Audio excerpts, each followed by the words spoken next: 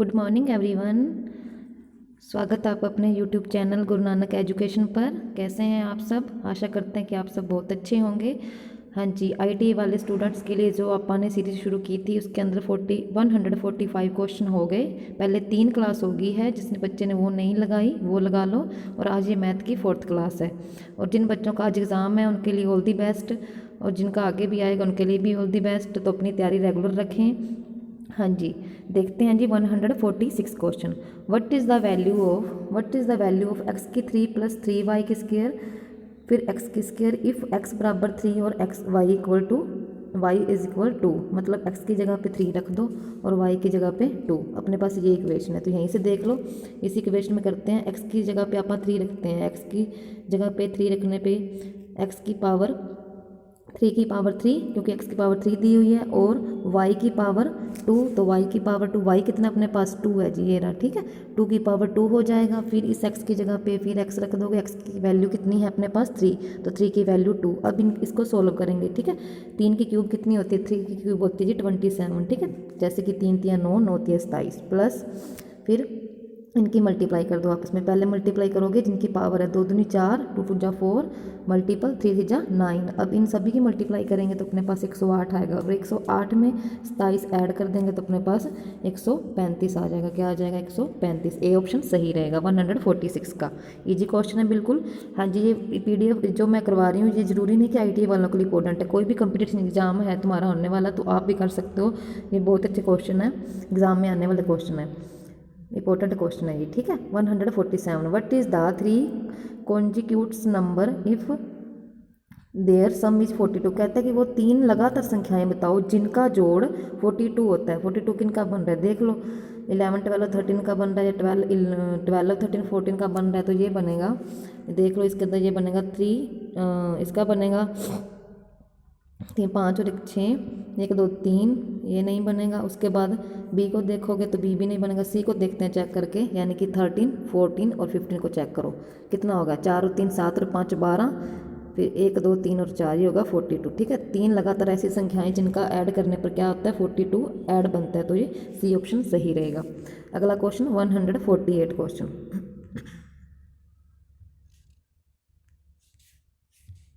48 question. Which is elastic material. Elastic material कौन सा? इसमें नाइलॉन है या पॉलिस्टर है, क्या है इसमें से? तो नाइलॉन ही है। प्लास्टिक मटेरियल पूछेगा तो nylon. Okay, elastic material nylon. 149 question. Which is the thermoplastic material. अब थर्मोप्लास्टिक मटेरियल पूछा हुआ है तो इसका आएगा नाइलॉन या न्यूरॉन या विनोल, ये आएगा। डी ऑप्शन सही रहेगा। Okay, vinyl polymers.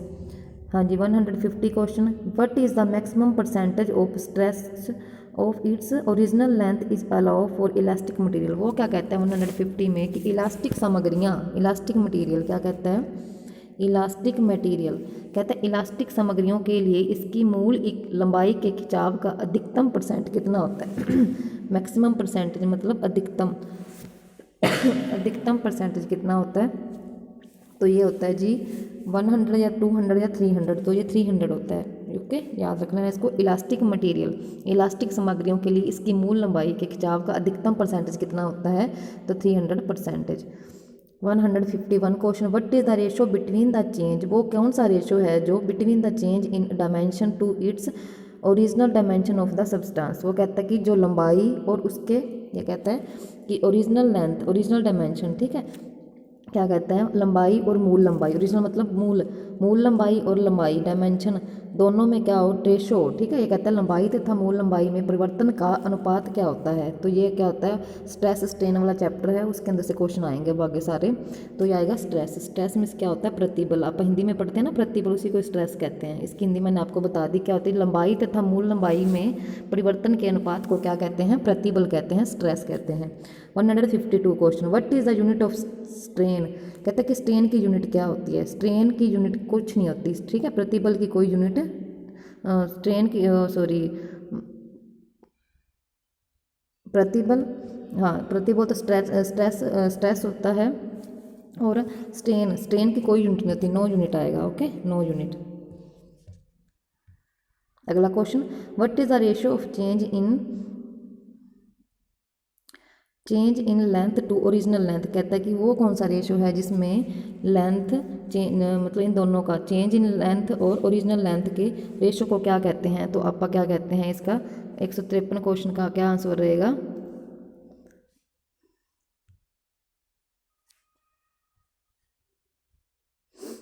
Linear strain या लैटरट या पोजीशंस, क्या आएगा इसका, the ratio of change in length to original length. तो ये आएगा लीनियर स्ट्रेन, क्या आएगा, लीनियर स्ट्रेन। 153 का ए ऑप्शन सही रहेगा। ओके, लीनियर स्ट्रेन मतलब ऐसे लिखा होता है, ऊपर आ जाता है कि चेंज इन लेंथ ऊपर आ जाएगा, चेंज इन लेंथ नीचे आ जाएगा, ओरिजिनल लेंथ किसका फॉर्मूला है जी, लीनियर स्ट्रेन का। 154 question, what is the ratio of change in length to what is the ratio between lateral strain and longitudinal strain। क्या होता है lateral strain, lateral strain होता है जिसकी हिंदी क्या होती है, इसकी हिंदी तो पार्श्व विकृति, ठीक है, विकृति मतलब स्ट्रेन, स्ट्रेन की हिंदी होती है विकृति, आप पढ़ते भी हैं। और लॉन्गिट्यूड का मतलब होता है, लॉन्गिट्यूड का मतलब होता है अनुदैर्ध्य, क्या होती है, अनुदैर्ध्य विकृति। वो क्या कहता है कि पार्श्व विकृति और अनुदैर्ध्य विकृति का रेशो क्या होता है, का अनुपात क्या होता है। तो 154 का आएगा पोजीशन रेशो, ठीक है। अगला क्वेश्चन देखो 155, which symbol is use to express change in length. क्या पूछा हुआ है इन्होंने, चेंज इन लेंथ का सिंबल क्या है, एल है या अल्फा एल है, ये वाला, ठीक है।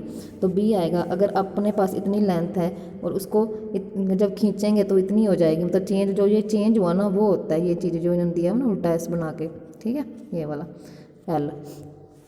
तो इस सिंबल को जो बी ये सिंबल है वो सही रहेगा। अगला क्वेश्चन देखो 156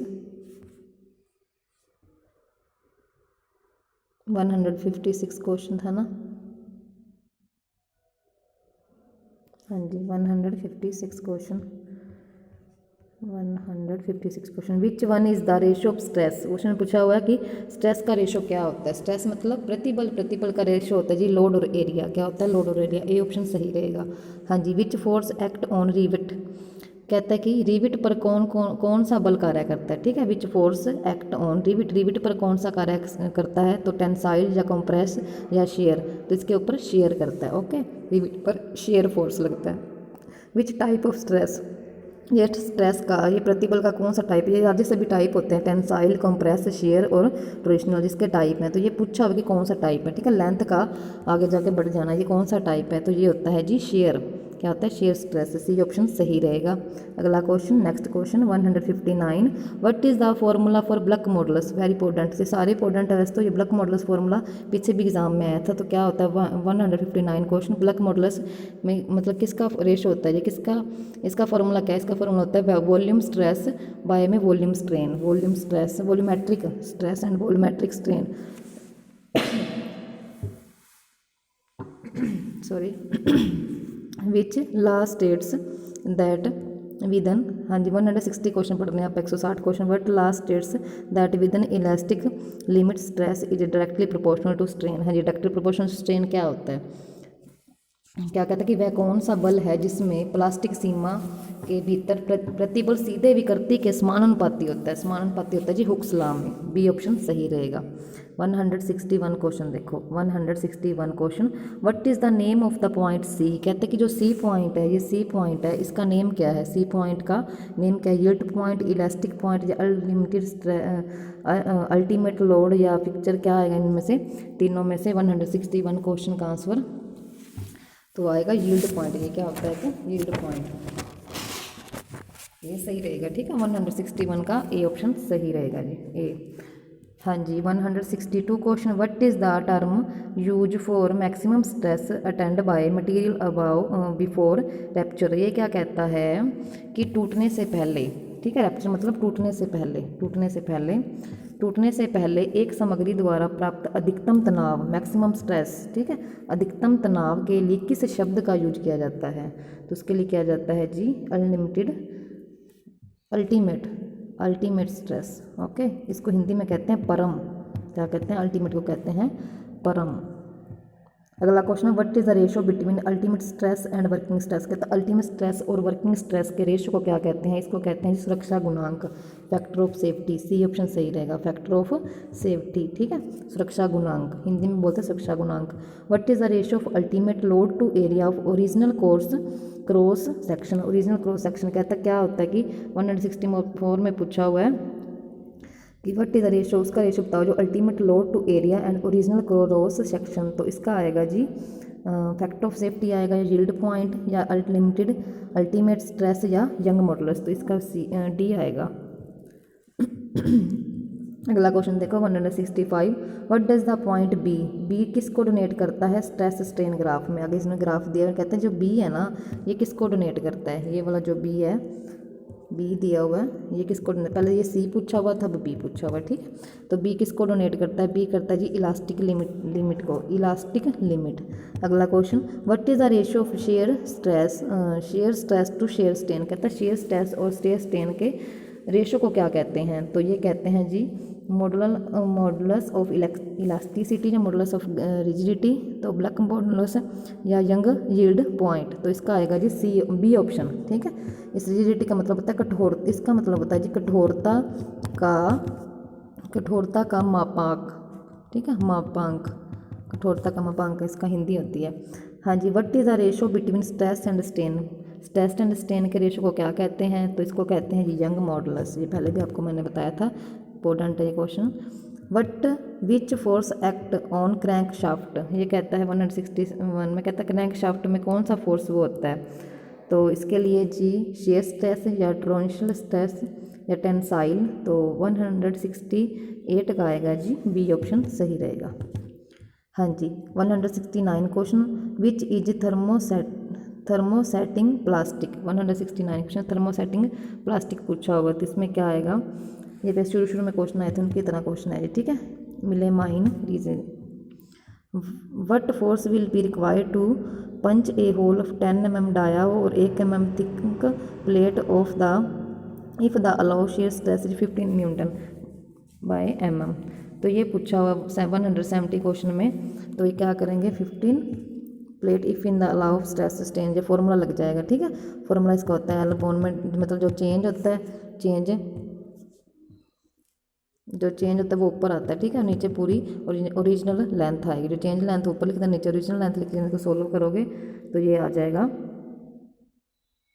थिंक पूछिए, हाँ तो ये आ जाएगा अपने पास, सी ऑप्शन सही रहेगा, सी ऑप्शन सही रहेगा। अगला question 171 question What is the tensile stress of square rod of 10 mm side to test for a tensile load of 1000 kg। चलो इसको सोल्व करते हैं, उसकी तरह ये है, इसको देख लो तो वो भी हो जाएगा, ठीक है। What is the tensile stress, ये पूछा स्ट्रेस का फॉर्मूला क्या होता है। स्ट्रेस का फॉर्मूला दिया क्या क्या, एक तो उन्होंने लोड दिया, एक तो अपने को बल दिया, क्या दिया, बल दिया, और एक इन्होंने अपने को क्षेत्रफल दिया, तो गुणा में बटे में क्षेत्रफल, बल बटे में क्षेत्रफल। तो बल कितना था अपने पास 1000, और बाकी क्या दिया हुआ है 10 दिया हुआ है इन्होंने, 10 क्या दिया हुआ अपने को square road of 10 mm side, ठीक है, 10 दिया हुआ है, तो इसका स्केयर हो जाएगा, ठीक है। तो 10 × 10 इस तरह करेंगे, कैंसिल हो जाएगा, तो 10 बच जाएगा अपने पास, 10 किलोग्राम बाई mm की स्केयर, ओके। अगला क्वेश्चन है 172 question What is the tensile strain if a force of 3.2 kN is applied to a bar of original length 2800 mm, expand the bar by 0.5 mm। Okay, ये क्या कहता है कि पहले किसी की लेंथ कितनी थी 2800, चेंज होकर इतनी हो गई है, एक्सटेंड हुई है, ठीक है 0.5। तो जो चेंज हुई है वो ऊपर लिख लो, 0.5 चेंज हुई है, इसको ऊपर रख लिया जी 0.5 को, ठीक है, और इसके नीचे आ जाएगा 2800। फिर इसको आप कैंसिल करेंगे तो हो जाएगा, जब इसको आप पॉइंट हटाओगे तो नीचे 10 आ जाएगा, ऊपर 5 और नीचे 28,000 आ जाएगा, उसको डिवाइड करेंगे तो ये अपने पास आ जाएगा 0.00178। ए ऑप्शन सही रहेगा। ये चेंज इन वेलोसिटी, उसका फॉर्मूला लग जाएगा, ऊपर चेंज आ जाएगी लेंथ, नीचे ओरिजिनल लेंथ आ जाएगी, ठीक है। अगला question 173 question how much strain is developed is an iron rod of 1 metre length get elongate by 1 centimeter if a force of 100 kg is applied at one end।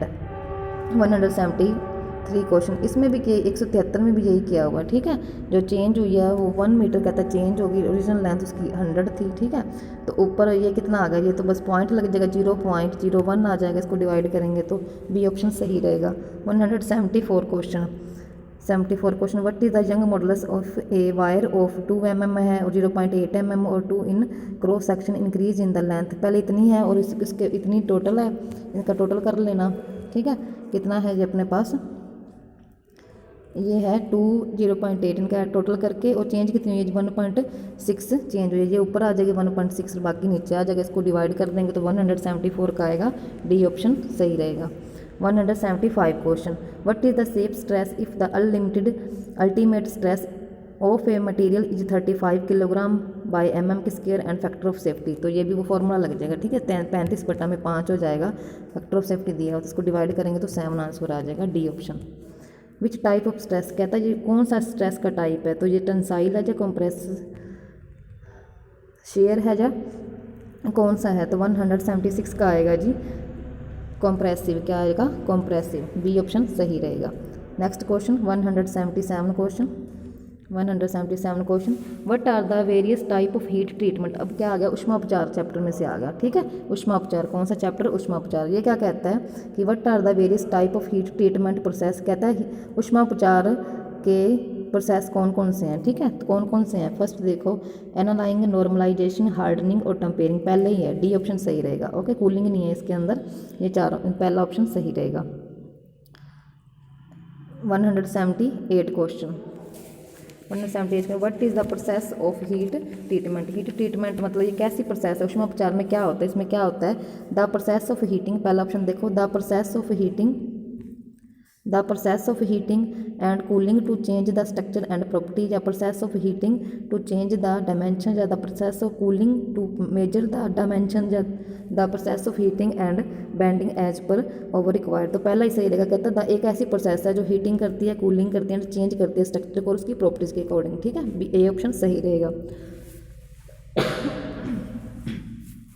Sorry 179, what are the various stage of heat treatment, कहता है कि what are the various stage of heat treatment की कौन कौन सी stage होती हैं, ठीक है। 179 में पहले हीटिंग, फिर कूलिंग, जब क्वेश्चन ये गलत है। दूसरा देखो क्वेश्चन में होता है बुझाना, कि पहले बुझाओगे फिर कूलिंग करोगे या हीटिंग करोगे। तीसरा हीटिंग करोगे पहले, ठीक है। तीसरा देखो हीटिंग करोगे पहले या शॉकिंग करोगे और उसके बाद बुझाना, तो ठीक है, ये सही रहेगा, सी ऑप्शन सही रहेगा इसका 179 का। 180 question, what is the name of the structure forward as steel is heated for about 723 degree पर। इसको पूछा हुआ नेम ऑफ द स्ट्रक्चर, क्या है उस स्ट्रक्चर का नाम जो स्टील को गर्म करता है 723 डिग्री सेल्सियस पर, तो ये आएगा बी ऑप्शन सही रहेगा इसका। 181 क्वेश्चन 181 क्वेश्चन है जी, which heat treatment process is done to refine the grain structure of the steel. तो ऐसी स्ट्रक्चर को क्या कहते हैं, कहता है कि स्टील की, क्या कहता है ये, स्टील की दानेदार, इसका मतलब होता है दानेदार संरचना को परीक्षित करने के लिए कौन सी प्रोसेस का यूज करते हैं, तो इसका आएगा जी अनीलिंग आएगा। 181 का नॉर्मलाइजेशन, ठीक है, नॉर्मलाइजेशन करना। हाँ जी, अगला नॉर्मलाइजेशन आएगा इसका 181 का। 182 क्वेश्चन देखो कि what is the name of heat treatment process done to relieve strain and stress, कहता है विकृति और प्रतिबल। स्ट्रेन और स्ट्रेस का मतलब विकृति और प्रतिबल, कहता है विकृति और प्रतिबल दूर करने के लिए ऊष्मापचार की प्रक्रिया का क्या नाम है। विकृति और प्रतिबल को दूर करने के लिए ऊष्मापचार हीट ट्रीटमेंट की जो प्रक्रिया है उसका नाम क्या है, तो 182 का आएगा B option annealing. 183 which process produce equilibrium conditions, ठीक है। ये कहता है कि कौन सी प्रक्रिया संतुलन की, इक्विलिब्रियम का मतलब संतुलन की स्थिति पैदा करती है, तो इसके लिए दो होती हैं अनीलिंग और नॉर्मलाइजेशन, ठीक है, करना। 184 क्वेश्चन 184 कहता है कि विच प्रोसेस, कौन सी प्रोसेस है जी, steel is heated in a carbonaceous atmosphere for the penetration of carbon, तो इसका आएगा जी स्टील के अकॉर्डिंग, तो इसका आएगा जी कार्बन से रिलेटेड आएगा कार्बोराइजिंग, ठीक है। उसके बाद 185 question which is suitable annealing process for all alloy and an alloy steel, कहता है सिल्वर या नीटरिंग या नेटरिंग, इसका नाम पूछा हुआ है ये भी, ठीक है 185 में। तो ये आ जाएगा बी ऑप्शन सही रहेगा इसका, याद कर लेना इसको, ऐसे ही आपको करने पड़ेंगे। What is the name of the, जो समझाने से समझ से जो आपको समझाने से हो जाएंगे वो मैं आपको साथ साथ समझा रही हूँ, ठीक है। What is the name of the heat treatment process where the metal is heated and quenched to in water और ऑयल। हाँ जी, इसको समझो, ये क्या कहता है, वो ऊष्मापचार की प्रक्रिया, उस ऊष्मापचार कहता है हीट ट्रीटमेंट, उस प्रक्रिया का नाम क्या है जहाँ धातु के, क्या कहता है मेटल, धातु के पानी या तेल से तेल में गर्म किया जाता है, जिसमें धातु को पानी या तेल में गर्म किया जाता है, तो उस प्रोसेस का नाम क्या है, उसका नाम होता है जी हार्डनिंग, ठीक है, ए ऑप्शन सही रहेगा। 187 question, which is a kind of surface hardening process, ठीक है, सरफेस हार्डनिंग प्रोसेस ये किसका है, तो ये सी आएगा इसका। 188 क्वेश्चन, हाउ मच टाइम, ऐसा कुछ टाइम, मतलब वो टाइम जिसमें allowed normally in soaking zone of 10 mm thick metal piece while hardening, वो क्या कहता है कि इसका मतलब होता है अभी हार्ड करते टाइम या कड़ा करते समय 10 mm मोटी धातु के टुकड़े के लिए आमतौर पर भिगोने वाले, ठीक है, भिगोने वाले क्षेत्र में कितना समय लगता है। अगर 10 mm की थिंक मेटल अपने पास कोई मोटी धातु है तो उसके लिए 5 मिनट लगते हैं, क्या लगते हैं 5 मिनट। 189 क्वेश्चन कहता है what is colour of a metal piece when heated to 250 degree Celsius 250 while during the tempering process, कहता है कि वो टेम्पेरिंग की प्रक्रिया जिसमें कलर चेंज, कौन से कलर में वो 250 करने पर मतलब उसका कौन सा कलर हो जाता है, कौन से कलर में वो चेंज हो जाता है, तो ये आएगा जी ब्लू, ब्राउन या पर्पल या पेल, ये आएगा ब्राउन कलर में। हाँ जी, अगला question 190 question, what is the process of tempering steel, कहता है कौन सा वो प्रोसेस है, ठीक है, जो क्या करता है भंगुरता को कम करता है, सॉरी मतलब मैंने आंसर भी बता दिया आपको। तो प्रोसेस ऑफ टेम्पेरिंग स्टील की टेम्पेरिंग के लिए कौन सा प्रोसेस है, कौन सा है, तो ये है जी ए सही रहेगा, टू रिड्यूस टू ब्रिटाइल, क्या करता है भंगुरता को कम करता है, ठीक है। आगे देखो, चलो आज के लिए इतना ही करते हैं, ठीक है। आगे 191 क्वेश्चन कौन सा है देख लेते हैं। हाँ जी, ये what is discounts profit loss वाले चैप्टर में से क्वेश्चन भी आ गए इसके अंदर, ये फॉर्मूले दिए हुए हैं सारे, बिल्कुल इजी है ये तो, फॉर्मूले हैं आपके पेपर में, सारे फॉर्मूले आप याद करके जाना, जितने भी मैथ के फॉर्मूले हैं बहुत फॉर्मूले आ रहे हैं पेपर में। तो आज के लिए 190 क्वेश्चन ही, पिछले वीडियो में 145 हो गए थे, आज 45 क्वेश्चन और हो गए हैं, तो सारे क्वेश्चन ध्यान से कर लेना, अच्छे से तैयारी करके जाना अपने पेपर में। आज आपका पेपर 9 से 11 भी है, फिर 11 से बाद में भी है, उसमें 12 वाली शिफ्ट में और इवनिंग वाली शिफ्ट में, और आज से पेपर स्टार्ट है। सभी को ऑल दी बेस्ट, मिलते हैं नेक्स्ट क्लास में, ठीक है, जुड़े रहिए इसी चैनल से। Thank you very so much.